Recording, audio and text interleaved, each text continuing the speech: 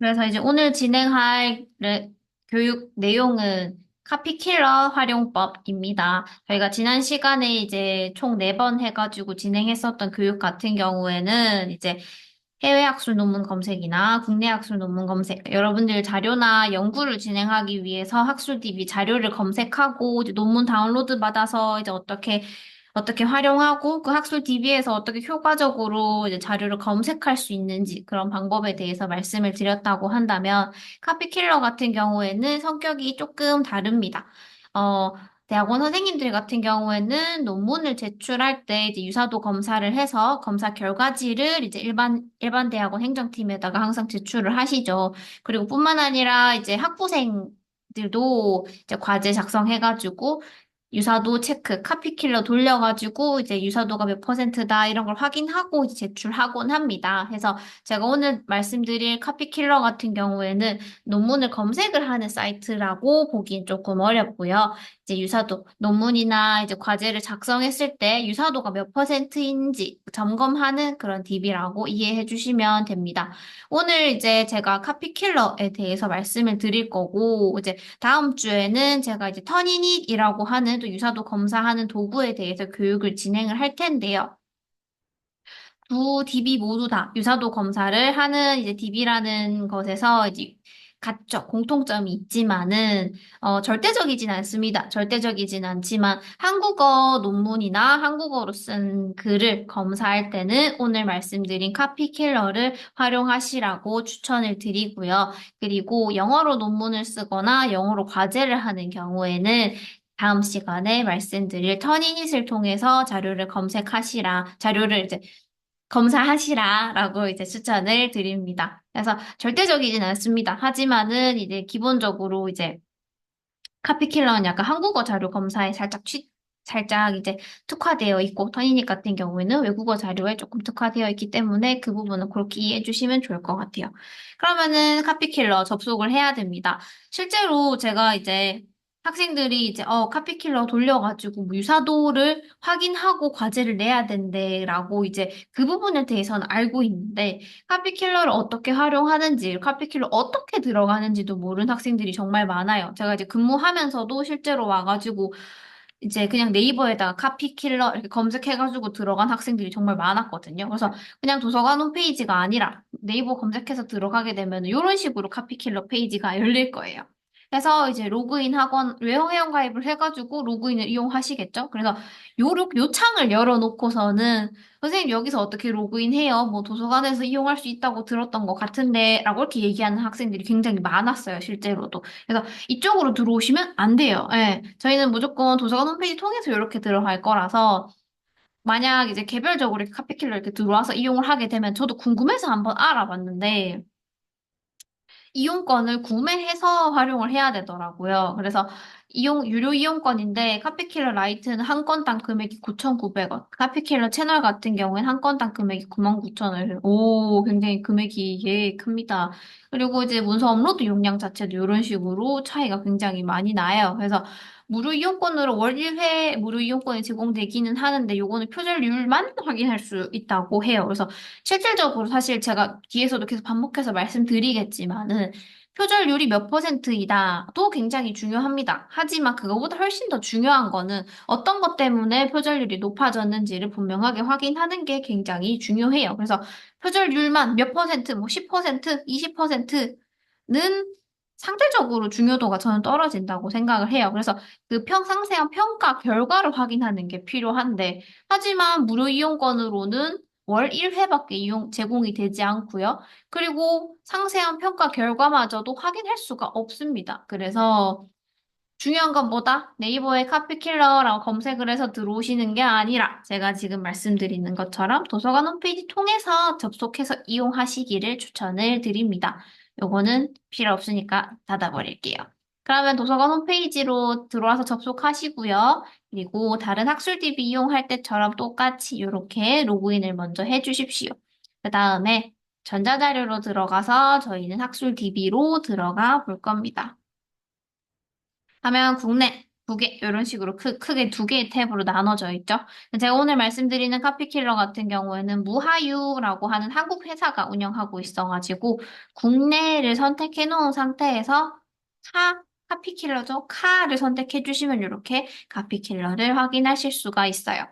내가 이번 학기에 과제가 좀 많아요. 아니면은 이제 본인이 이제 뭐 랩실에 근무를 하거나 아니면 특정 학술 대회에 논문을 투고를 하다 보니까 카피키를 정말 많이 돌려야 될 것 같아요. 많이 검사해봐야 될 것 같아요. 그런 경우에는 왼쪽에 즐겨찾기 기능이 있거든요. 이 별 표시를 이렇게 체크해 주시면은 국내까지만 들어와도 이렇게 상단에 이렇게 고정되어 있는 걸 확인할 수가 있을 거예요. 해서 이제 많이 사용하는 경우에는 이렇게 즐겨찾기를 눌러서 두시면은 상단에 고정이 됩니다.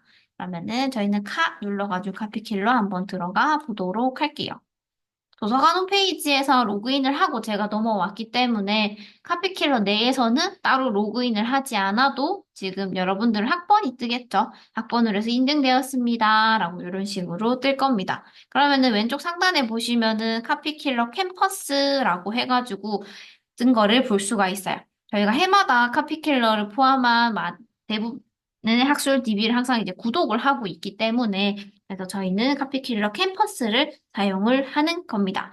그래서 카피킬러를 이제 카피킬러 포함한 도서관에서 구독을 하고 있는 학술 DB 같은 경우에는 이제 재학 기간 중에는 휴학을 해도 가능해요. 하지만 졸업하면은 제한됩니다. 이용이. 그래서 카피킬러 이제 재학 기간 중에 1학년으로 입학해가지고 이제 4학년 졸업할 때까지 쭉 그 기간 안에는 계속 같은 계정 쉽죠? 뭐 학번이랑 로그인하면 되니까요. 도서관 홈페이지 이렇게 넘어오게 되면은 계속해서 4년 내내 계속해서 이용할 수가 있습니다. 그래서 카피킬러는 이제 표절률, 유사도를 확인을 하는 DB라고 제가 말씀을 드렸어요. 그래서 이제 여러분들 이제 많이 그런 거 봤을 거예요. 뭐, 특정 어떤 사람이 그 사람의 석사 혹은 박사 논문이 표절률이 몇 %다라고 하면서 이제 뭐 이슈가 되거나 매스미디어에서 많이 언급되는 거를 종종 봤을 거예요. 뭐 특정 뭐 정치인이나 뭐 유명인이나 뭐 이런 식으로 해가지고 한 번씩 언급되는 거를 본 적이 있었을 거예요. 그래서 이제 그 표절률 기본적으로 논문 제출할 때 유사도 검사를 진행을 하고요. 그리고 이제 과제할 때도 여러분들이 활용해가지고 제출을 합니다. 그리고 저희는 도서관에서는 독후감 대회를 진행을 하는 경우가 많아요. 그래서 이제 학기 초에는 이제 새내기북 독후감 대회가 있고, 오늘 같은 경우에는 책에 미친 비사야라고 하는 독후감 대회를 이제 하루 종일 책을 읽는 그런 행사를 진행을 했고, 학생들이 이제 또 독후감을 제출할 예정인데요. 그런 식으로 독후감 대회를 진행해서 저희가 작품을 다 수합하게 되면은 그 수합한 자료들을 저희가 전부 다 검사를 다 돌려봅니다. 쉽게 말하면 여러분들 내용으로 썼는지 아니면은 이제 적당히 인터넷에 있는 어느 정도 표현을 좀 차용했는지 그런 걸 확인하기 위해서 저희가 검사를 다 돌립니다.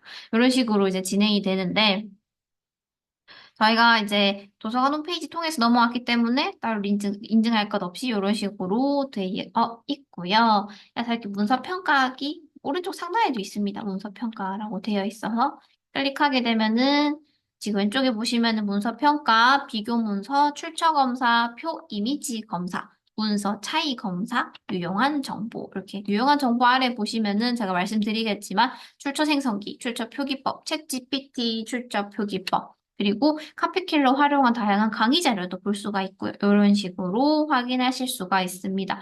기본적으로 이제 유사도를 검사하는 문서 평가가 있고요. 문서 평가는 여러분들이 딱 생각하는 거예요. 내가 작성한 과제를 여기다가 업로드를 해서 이제 그런 DB에 있는 자료와 유사도를 확인하는 용도로 사용하는 거고요. 두 번째 있는 비교 문서 같은 경우에는 사실 학생들보다는 교수님께서 훨씬 더 많이 사용할 것 같기는 해요. 예를 들어서 이제 교수님께서 과제를 받으셨는데 A 학생이 낸 과제와 B 학생이 낸 과제가 둘 다 좀 약간 비슷해 보인다라고 했었을 때 두 과제를 비교할 때 보통 많이 활용을 합니다.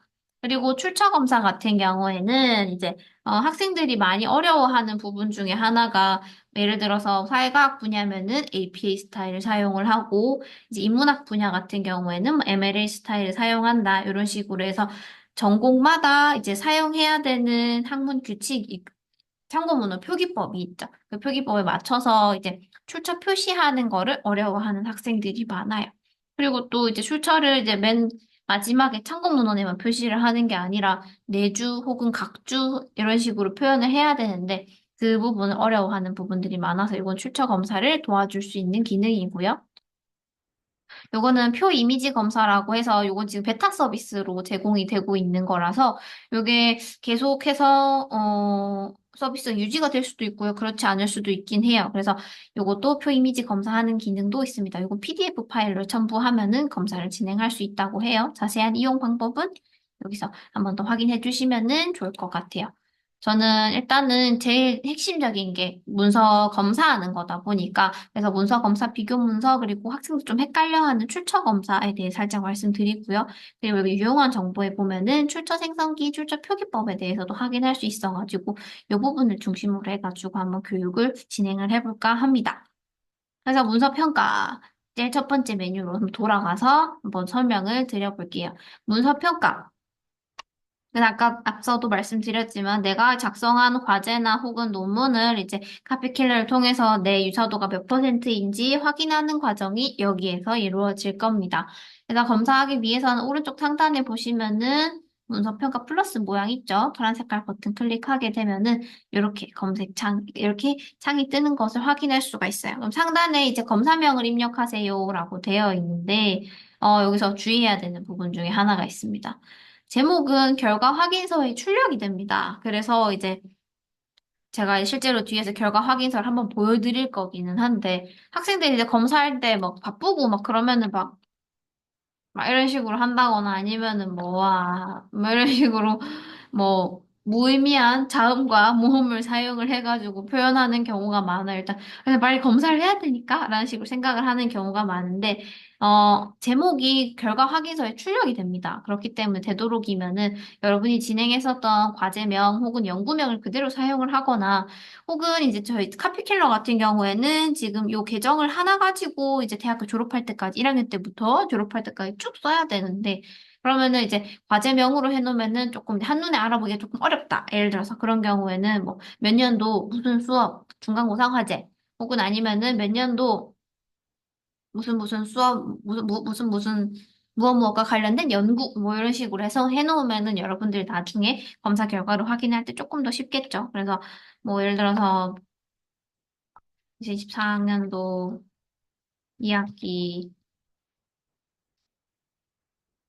중간고사 과제 뭐 이런 식으로 써도 좋고요. 아니면 뭐 대학원 선생님들도 계시니까 뭐 예를 들어서 본인이 진행하는 연구 주제에 대해서 뭐 어떠한 것에 대한 연구, 뭐 조사 뭐 이런 식으로 해서 표현해 주셔도 좋을 것 같아요. 그래서 결과 확인서에 출력이 되기 때문에 이 부분을 한 번 더 체크하셔가지고 제가 앞서 보여드린 것처럼 이제 의미 없는 자음이나 모음으로 쓰기보다는 이렇게 본인이 쓴 과제명 혹은 연구명으로 조금 분명하게 써서 표현하시기를 추천을 드립니다. 그러면은 그 하단에는 이제 파일을 업로드를 합니다. 그래서 확인하셔야 될 부분은 두 개가 있어요. 첫 번째로 파일 제한 크기와 그리고 확장자입니다.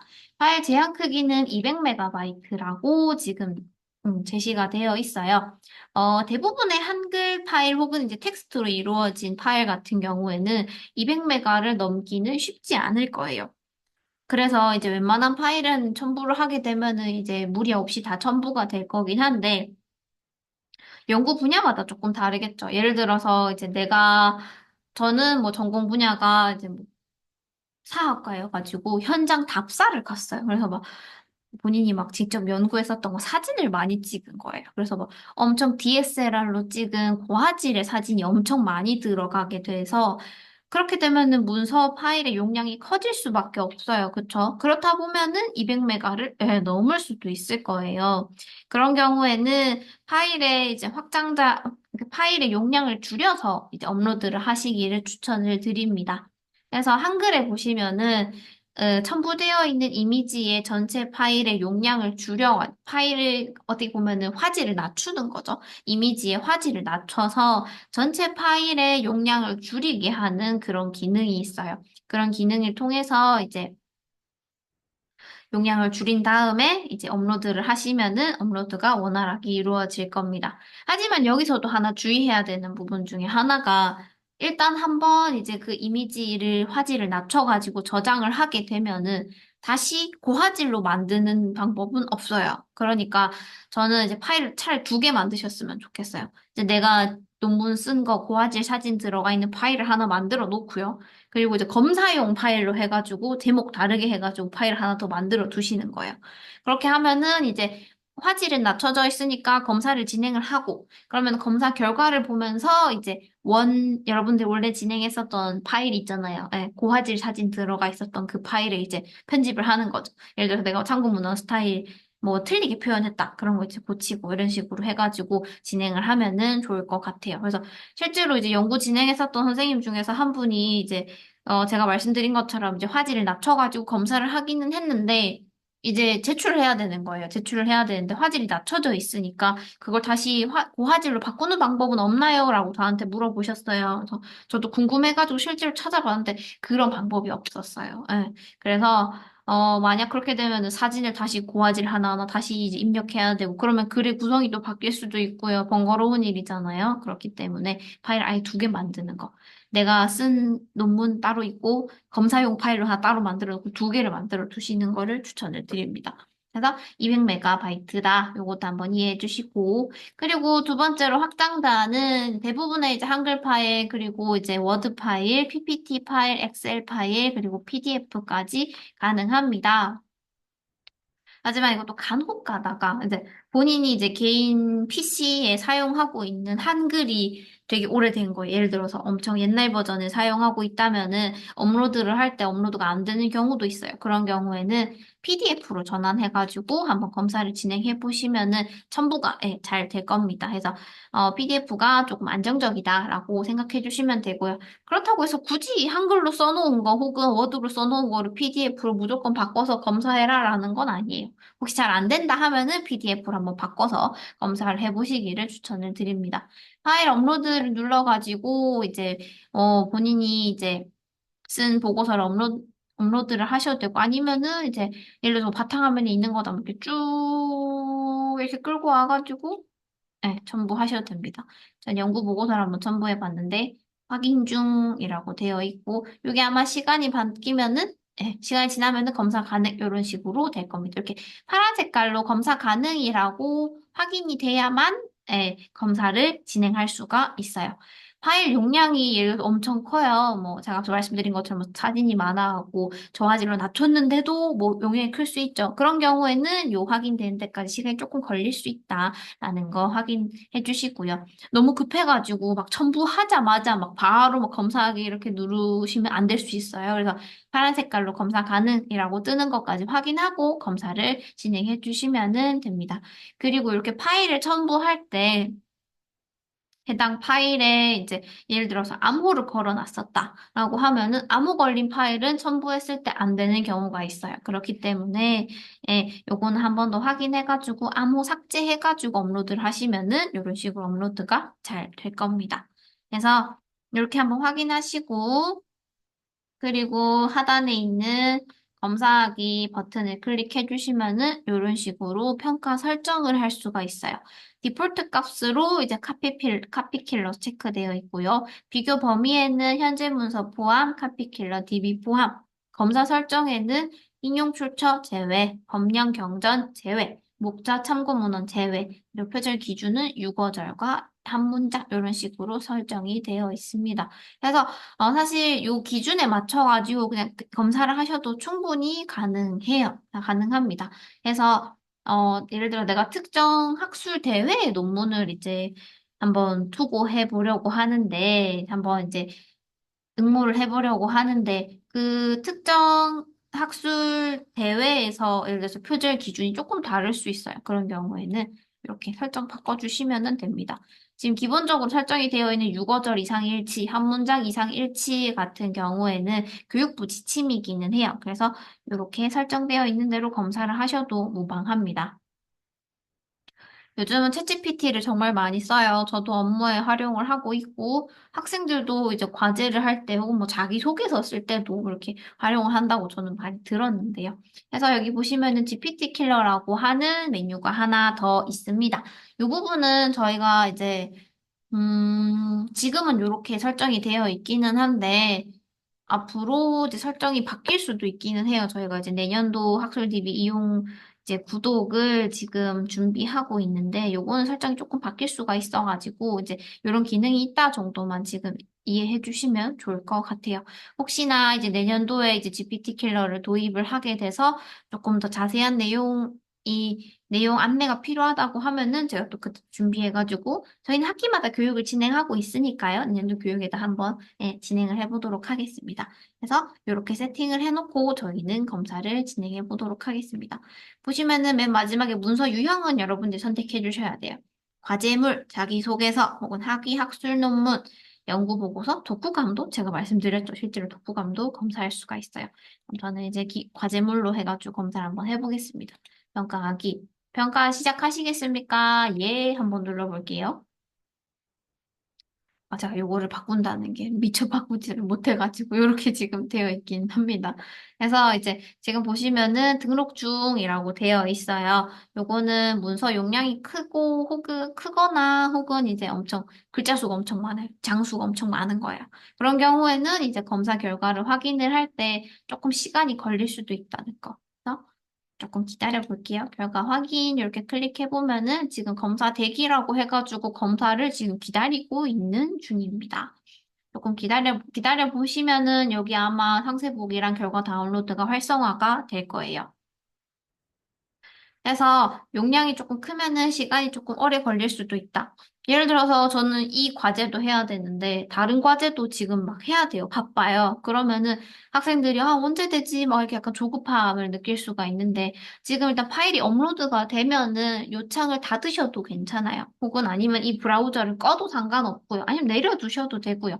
그래서 꼭 이 상태로 지금 얼음인 상태로 있어야 되나요? 라고 묻는다면은 아니요, 굳이 그럴 필요 없다는 거는 여러분들이 알아주셨으면 좋겠습니다. 이미 업로드가 됐기 때문에 지금 검사 중으로 바뀌었네요. 그쵸? 아까 검사 대기였는데 검사 중, 이렇게 쉽게 바로 아까 여기 회색깔로 비활성화되어 있었던 부분이 푸른색으로 해서 활성화가 된 거를 볼 수가 있습니다.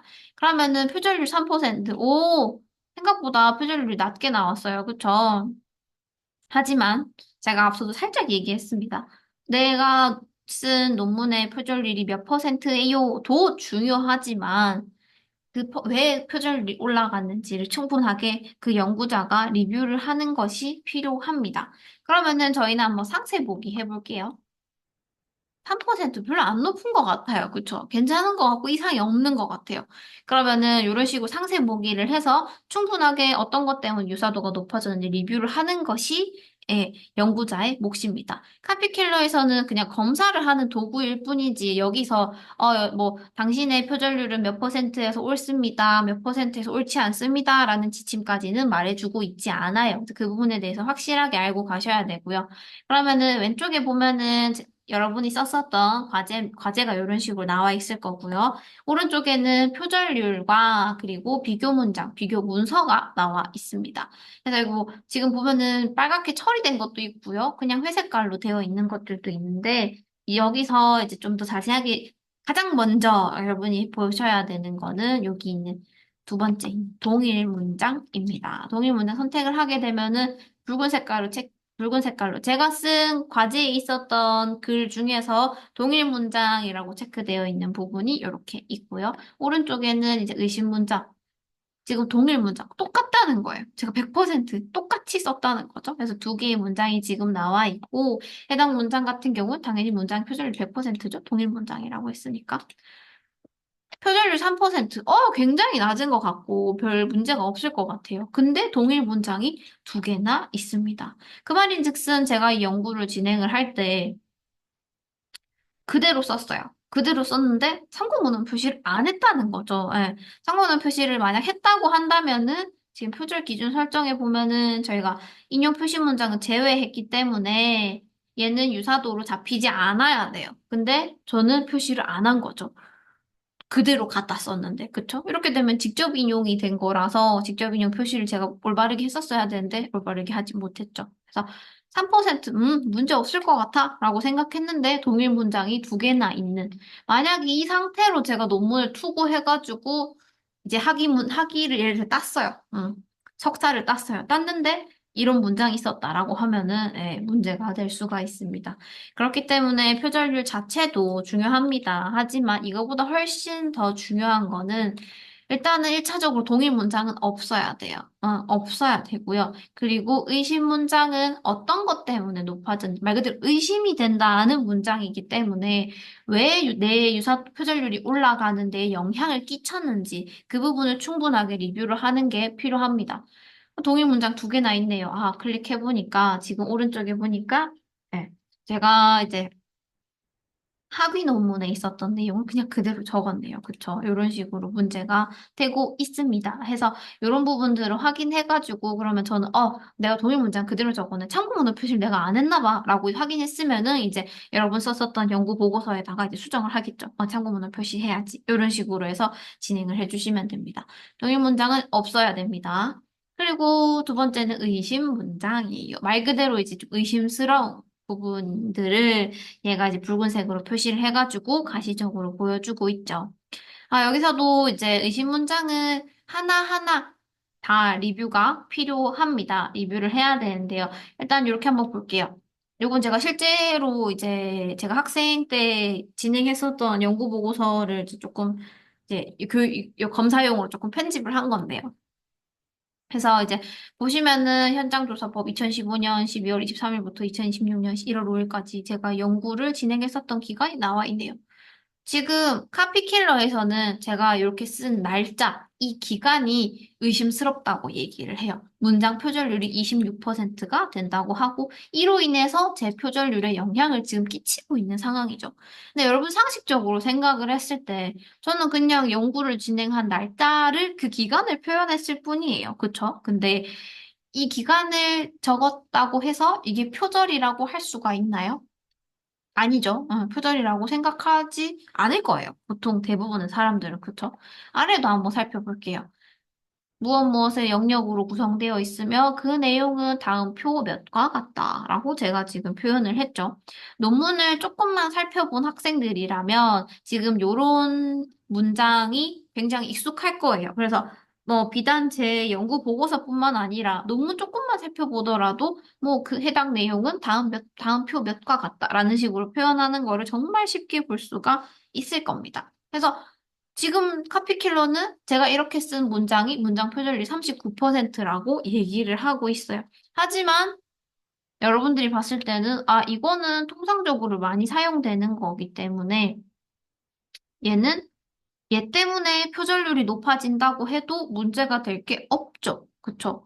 하지만 아까 봤었던 동일 문장 같은 경우에는 얘는 무조건 문제가 있는 문장이지만 의심 문장에 있었던 이런 부분 날짜 표현, 혹은 통상적으로 자주 쓰는 문장 구조, 표현 같은 경우에는 문제가 되는 것이 없습니다. 그렇기 때문에 지금 얘는 카피킬러에서는 기계적으로 지금 6어절 이상, 한 문장 이상 일치되는 문장에 대해서 다 얘가 이렇게 얘기를 해주고 있는 거지만은 한 문장 한 문장 확인하는 거는 연구자의 몫이다라고 그래서 그게 중요하다라고 이제 반복해서 말씀을 드리고 있습니다. 아래 좀 더 내려가 볼까요? 여기 있었던 거는 제가 홍콩 공공도서관에서 연구 진행했었던 거기 이제 구성되어 있는 컬렉션 이름입니다. 그래서 홍콩 리터러처 컬렉션, 뭐 홍콩 뮤직 컬렉션, 홍콩 오랄 히스토리 컬렉션 뭐 이런 식으로 해서 표현이 되어 있는데 요거는 어떻게 보면 사람 이름 같은 거잖아요. 그쵸? 그냥 그 컬렉션의 이름을 그대로 전 썼을 뿐인데 얘 때문에 유사도가 높아진다. 그렇게 해서 문제가 됐을 건 없을 거예요. 그쵸? 그렇기 때문에 이것도 크게 문제되는 게 없다. 하나하나 이런 식으로 리뷰가 필요합니다. 밑에도 보시면은 도서관 명인데, 도서관 이름인데, 이런 거는 유사도가 높아진다고 해도 크게 문제가 될 게 없죠. 예를 들어서 뭐, 지구가 이제 태양을 돌잖아요. 지구가 태양을 돈다. 음. 그거는 과학적인 사실이고, 그렇게 기록한다고 해가지고, 물은 100도씨에 온다. 라는 식으로 이런 과학적인 사실이나 누구든지 알고 있는 내용들을 적는다고 해서, 그로 인해서 유사도가 높아지는 거는 크게 문제가 되는 게 없습니다. 그래서 제가 말씀드리고 싶은 부분이 어떤 내용인지 충분히 이해하셨을 거예요. 그래서 첫 번째 동일 문장은 무조건 봐야 됩니다. 무조건 봐서 없어져야 되는 거고요. 그리고 의심 문장 같은 경우에는 카피킬러가 이제 기계적으로 분석을 해가지고 유사도가 의심스럽다라고 하는 부분을 이제 이렇게 하이라이트해서 표시한 거니까 하나하나 확인해가지고 어떤 것 때문에 높아졌는지 이런 식으로 통상적으로 자주 쓰는 문장 표현 때문에 높아졌는 건지 아니면은 이제 뭐 제가 본 것처럼 뭐 도서관명, 컬렉션명 아니면은 이제 사람 이름 이런 식으로 작품명이 될 수도 있겠죠. 그런 식으로 이런 것 때문에 높아졌는지를 충분히 리뷰를 하는 게 필요합니다. 이런 것 때문에 유사도가 높아졌다라고 하는 거는 크게 문제되는 게 없어요. 그래서 반복해서 말씀드리지만 표절률에 너무 매몰되기보다는 어떤 것 때문에 높아졌는지 동일 문장 무조건 리뷰해야 되고요. 그 다음에 의심 문장도 하나 확인해서 이제 유사도를 높이는 이유가 이제 합리적인지, 뭐 이제 아니면은 진짜 문제가 있는 건지, 내가 이제 문장을 바꿔야 되는 건지, 그래서 그런 거를 충분하게 리뷰를 하는 것이 필요합니다.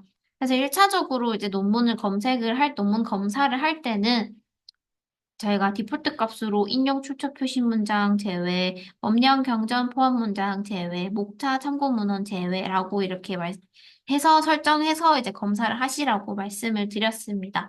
하지만 한 번 더 검사를 해볼 때는 포함으로 바꿔서 한번 검사를 해보시기를 추천을 드려요. 따로 이제 다시 한 번 더 첨부할 필요 없고요. 하단에 있는 표절 기준 설정만 바꿔가지고 바꿔주시면 됩니다. 근데 저는 지금 표절률이 조금 올라간 걸 확인할 수가 있는데, 이렇게 하면은 올라갈 거예요. 왜냐면 일단 기본적으로 당연하게, 지금 컴퓨터가 살짝 멈춘 것 같아요. 그럼 왜 이렇게 설정하시기를 추천을 드리냐면은 2차 문헌 표절이라고 하는 것 때문에 그렇습니다. 그래서 2차 문헌 표절과 관련한 내용을 요거는 제가 실제 사례를 이렇게 만들어 보려고 하니까 조금 어려워서 지금 카피킬러에서 제공하는 그 교육 영상이 있거든요. 교육 영상에 설명하는 내용을 한번 짧게 보고 가도록 할게요. 이 문장은요, 출처를 웹페이지에서 가져왔고, 그에 대한 표시가 되어 있기 때문에 출처 표시 문장으로 분리가 되어서 표절률이 0%로 나타나고 있는데요. 이렇게 표절률에서 제외된 경우에는 만약에 이 문장 자체가 타인의 문장과 일치하더라도 오른쪽에 비교되는 문장 정보가 나타나지 않게 됩니다. 그래서 이거를 한번 출처 표시 문장도 표준율에서 포함될 수 있도록 설정해서 한번 결과를 확인을 해볼 텐데요.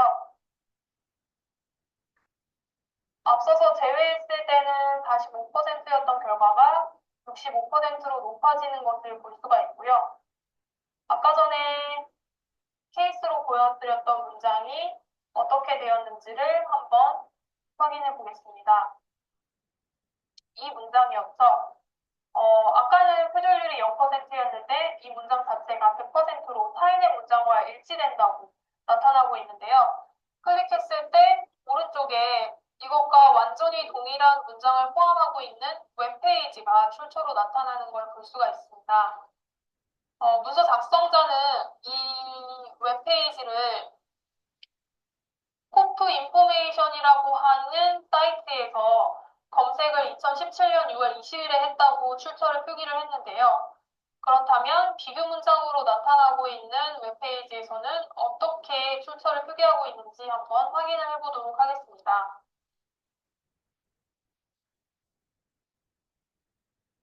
지금 보시면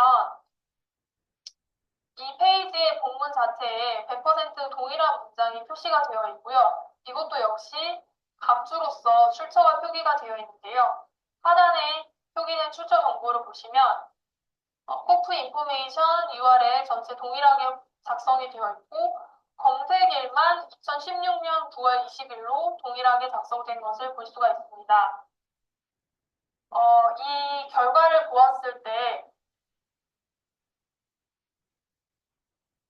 만약에 코프 인포메이션이라고 하는 해외 사이트를 제가 직접 접속을 했고 그 페이지에 있는 내용을 내가 한글로 번역해서 내용을 정리를 했다고 한다면 나만의 문장 표현으로 작성을 했기 때문에 이런 식으로 타인의 문장과 100% 일치하는 경우는 발생하기가 굉장히 어려울 텐데요.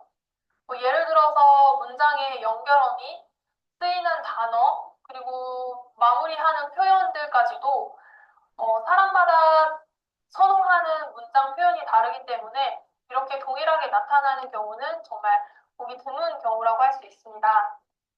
그런데 이렇게 100%가 일치한다고 했을 때, 이 문장 자체가 출처 표시를 했지만 2차 문헌 표절로 판정될 수 있는 것은 아닌지 여부를 의심해 볼 수가 있고요.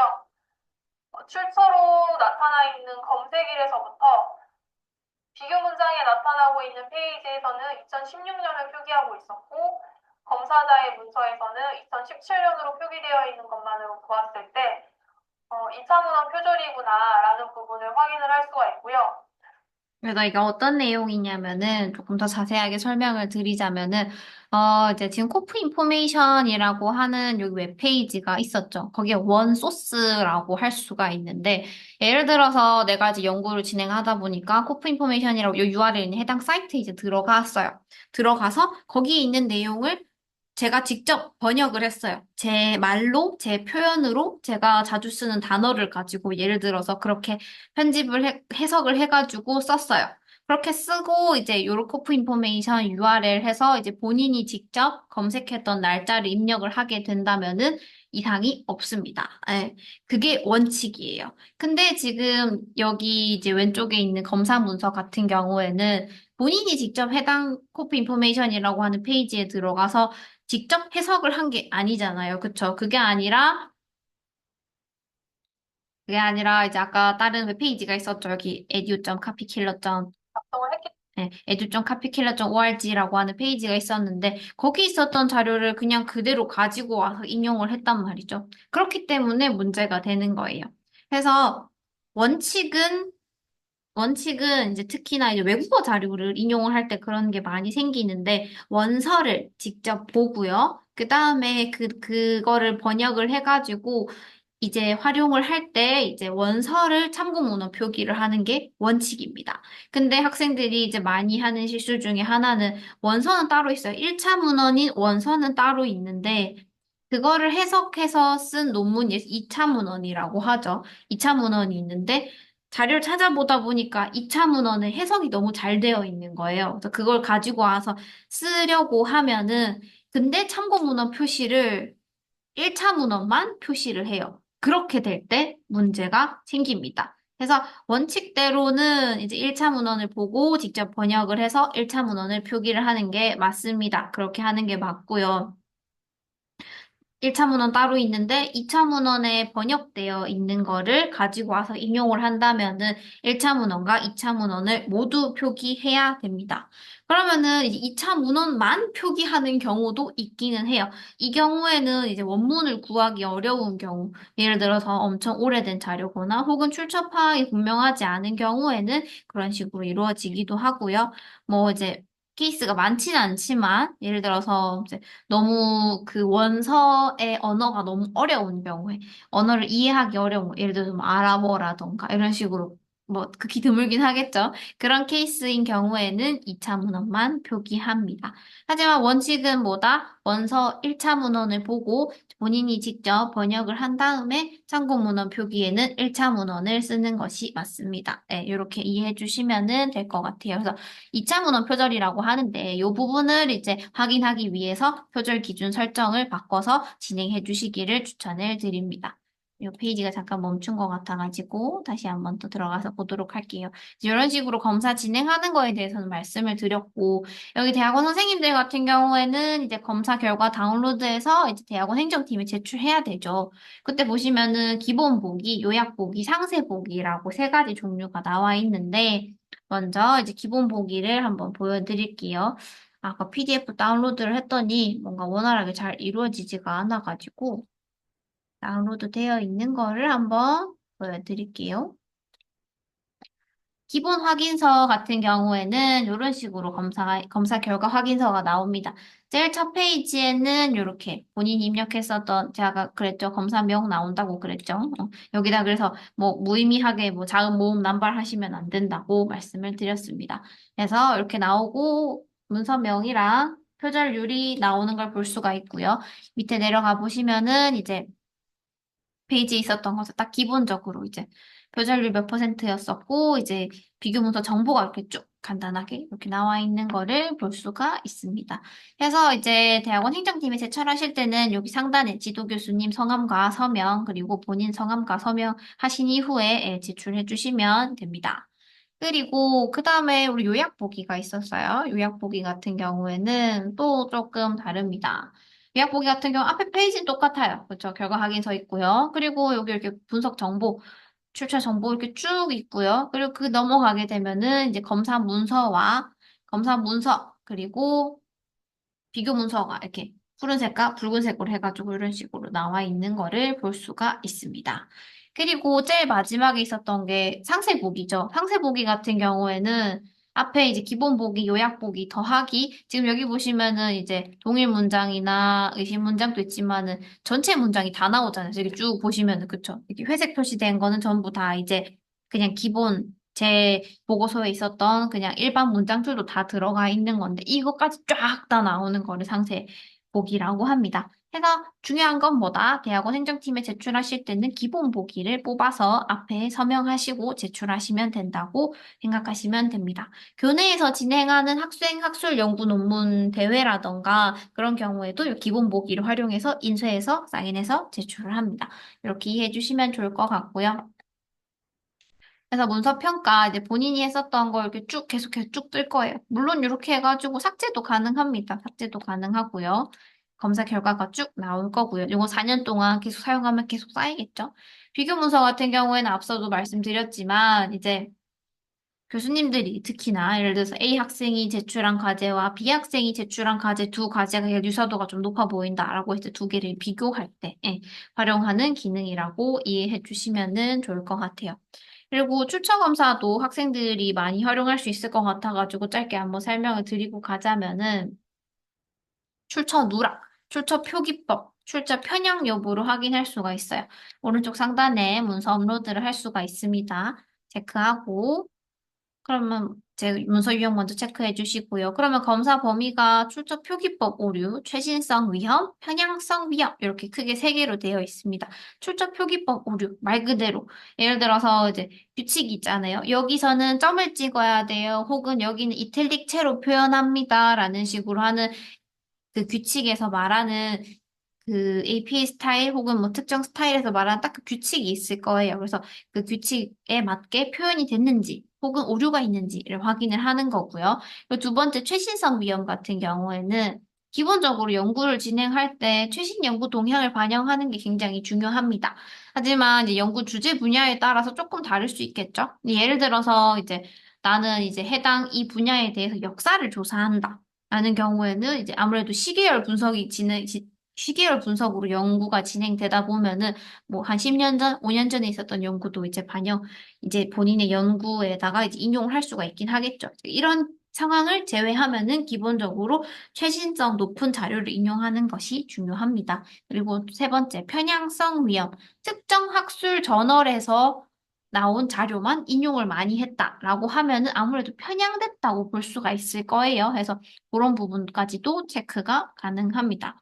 출처 표기법, 카피킬러에선 지금 제공하는 게 대표적으로 APA 스타일, 시카고 스타일, MLA 스타일, 밴쿠버 스타일이 있습니다. 물론 정말 많은 스타일들이 있어요. 뭐 IEEE 스타일 혹은 하버드 스타일 이런 식으로 해서 정말 많은 스타일이 있지만은 지금 카피킬러에서는 대표적으로 요 네 개만 지금 지원을 하고 있습니다. 사회과학 분야는 APA 스타일 보통 많이 활용을 하고요. 시카고 스타일 같은 경우에는 뭐 인문 사회 계열뿐만 아니라 이제 이공계 계열까지 굉장히 폭넓게 사용되고 있고, 이제 인문학 분야에서는 MLA 스타일이 보통 많이 활용되고요. 밴쿠버 스타일은 의학에서 많이 활용된다고 합니다. 그래서 제가 썼었던 연구 보고서는 APA 스타일이었었거든요. 그래서 체크하고 한번 실제로 한번 보여드릴게요. 파일 선택해서 여기서는 이렇게 첨부밖에 안 되더라고요. 제가 이제 한번 끌어와 봤는데 끌어오는 건 안 되더라고요. 그래서 정보에서 검사하기 진행 눌러주시면은 이렇게 이것도 시간이 지나면은 검사 결과가 나오는 걸 볼 수가 있습니다. 이것도 이제 문서 평가 있었던 것처럼 똑같이 일단 업로드가 됐으면은 창을 나가셔도 좋고요. 내려두셔도 괜찮고요. 그렇게 이해해 주시면 됩니다. 이것도 아무래도 문서 양이 조금 많으면은 시간이 조금 더 오래 걸릴 수가 있고요. 그렇지 않은 경우에는 조금 더 빨리 진행될 수도 있다는 거 이해해 주시면 좋을 것 같아요. 한번 해로 고침 해볼까요? 금방 다 됐네요. 그쵸? 그럼 우리 상세 검색, 상세 보기 해가지고 한번 어떤 게 나왔는지 한번 확인해 보도록 하겠습니다. 제가 확인해 보니까 인용 정보 누락이 4건이 있고요. 최신성 위험이 8건, 전월 편향이 2건, 이런 식으로 나와 있는 걸 볼 수가 있었어요. 그래서 각주, 내주, 누락. 지금 제가 참고 문헌에는 적었는데, 내주 각주를 달지 않은 것이 이렇게 4건이나 나왔다는 거예요. 그래서 요거를 한번 검사를 돌리게 되면은 학생들이 이제 참고 문헌 표기는 잘 하는데 이제 내주나 각주라는 거를 깜빡하는 경우가 굉장히 많아요. 그래서 요거 보면서 아, 내가 참고 문헌은 적었네. 내주 각주는 안 적었네. 이게 같이 이제 짝꿍처럼 이렇게 표현이 되는데 그 짝이 안 맞다는 거니까 요걸 한번 체크해 보면은 아, 내가 요거 한번 확인해 가지고 내주를 달아야 되겠다라고 한번 체크할 수가 있을 거고요.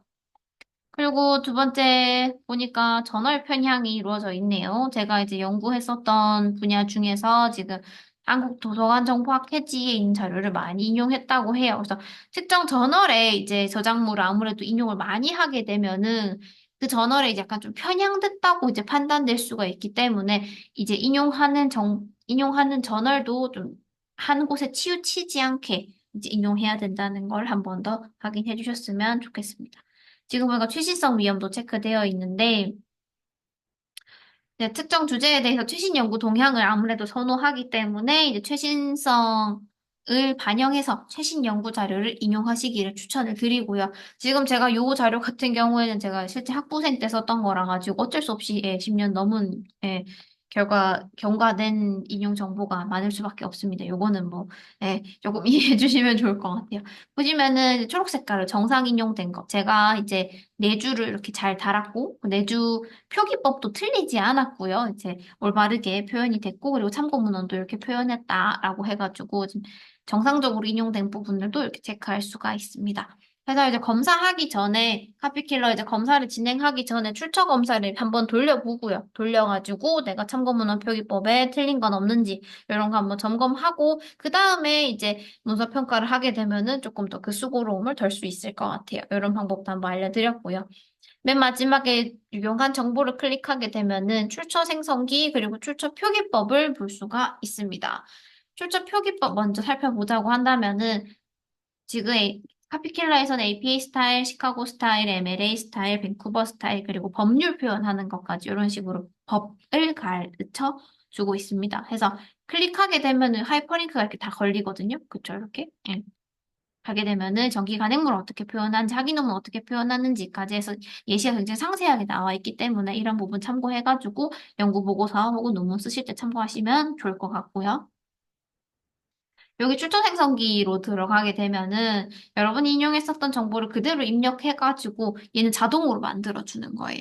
그래서 조금 더 훨씬 더 하기가 쉬울 겁니다. 해서 첫 번째 언어가 한국어인지 영어인지 선택해 주시고요.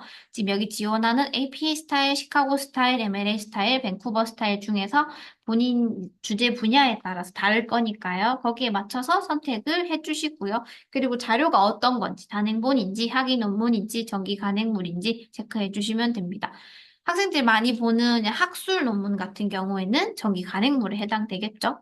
선택해서 지금 보시면은 제가 간행본 선택했을 때랑 정기 간행물 선택했을 때 아래에 이제 입력되는 정보가 조금 바뀌는 걸 볼 수가 있어요. 그쵸? 이런 식으로 바뀌는 거 확인했죠. 그래서 여기 빨간색으로 표현되어 있는 부분들 같은 경우에는 필수로 들어가야 되는 부분이니 이 부분 확인해가지고 정보 넣어서 출처 생성하기 해주시면은 쉽게 출처까지 만들어집니다. 출처 만들어지면은 그거 그대로 복사하셔가지고 붙여 넣어서 이용해 주시면 돼요. 그래서 쉽게 이런 식으로 시카고 스타일 단행본 각주 어떻게 다는지 이런 식으로 나와 있는 거 볼 수 있죠. 그래서 이 부분들도 참고 문헌 다는 거에 어려운 학생들이 많아가지고 참고해서 이용해 주시면 좋을 것 같습니다.